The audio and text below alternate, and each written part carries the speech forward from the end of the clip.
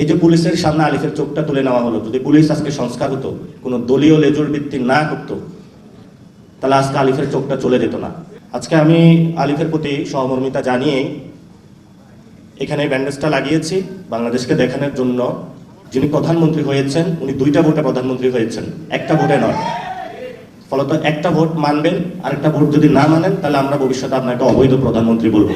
যে জায়গায় আপনি বসেছেন এটা আপনার চেয়ার না, এটা বাংলাদেশের শহীদ ফ্যামিলি এবং আহতদের চেয়ার। সেই চেয়ার দ্বারা যদি তাদের গণভোটের রায় বাস্তবায়ন না হয়, তাহলে যারা শহীদ ফ্যামিলি এবং আহতরা সেই চেয়ার আপনার থেকে কেড়ে নেবে ভবিষ্যতে বাংলাদেশে। এই গণ অভ্যুত্থানের পরে আরেকজন আমাদের বীর পুরুষ ছিলেন যিনি শহীদ হয়েছেন, শহীদ উসমান হাদি। উনি বাংলাদেশের আজাদির পক্ষে কথা বলেছিলেন, সার্বভৌমত্বের পক্ষে কথা বলেছিলেন, যাকে দুনিয়া থেকে সরিয়ে দেওয়া হয় এই মানুষটা বিচার করা হবে বলে প্রধানমন্ত্রী প্রতিশ্রুতি দিয়েছিলেন। 5 মাসে তার কোনো প্রতিশ্রুতির বাস্তবায়ন দেখি নাই এবং ভবিষ্যতে দেখবো বলেও আমরা আশা করি না তার থেকে। আওয়ামী লীগের যতগুলো লোক আমাদেরকে খুন করেছিল, আপনাদের সন্তানদেরকে, তারা হলো বাহিরে ঘোরাফেরা করে সবাই।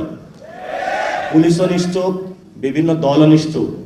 আমরা যখন কথা বলতে যাই তারা বলে যে চুপ করে থাকেন, নাইলে চোখ উপড়ে ফেলবো।